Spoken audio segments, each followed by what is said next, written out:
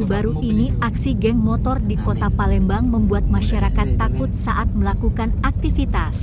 Bahkan para anggota geng motor ini tidak segan untuk melukai korbannya menggunakan senjata tajam.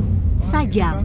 Baru-baru ini seorang wanita bernama Lilis Nopitasari, 21, warga Jalan Lebak Murni, Kelurahan Sako, Kecamatan Sako mengalami luka di bagian tangan sebelah kanan, diduga dibacok salah satu anggota geng motor menggunakan sajam jenis tersebut.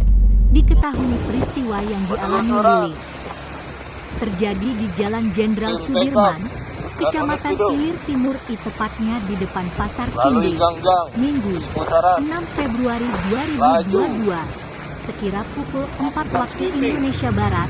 Tidak hanya itu, bahkan tim Polsek Cikarang baru-baru ini menangkap komplotan remaja yang kerap melakukan aksi begal dengan modus tawuran. Menanggapi hal tersebut, Kapolda Sumsel, Irjen Pol Dr. Tony Harmanto MH melalui Kabid Humas, Kombes Pol Supriyadi mengatakan bahwa Polda Sumsel dan jajaran akan melakukan antisipasi dengan kegiatan KRYD, yakni kegiatan rutin yang ditingkatkan, khususnya di tempat-tempat yang biasa digunakan oleh geng motor.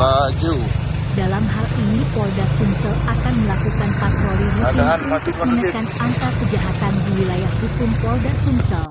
Ujarnya Rabu, 9 Februari 2022, dikatakan Supriyadi, pihaknya juga akan mengikut-sertakan seluruh komponen masyarakat untuk bersama-sama mengawasi kegiatan geng motor, guna kita mengikut-sertakan masyarakat agar bisa memberikan informasi kepada pihak kepolisian manakala mengetahui keberadaan geng motor dimanapun berada.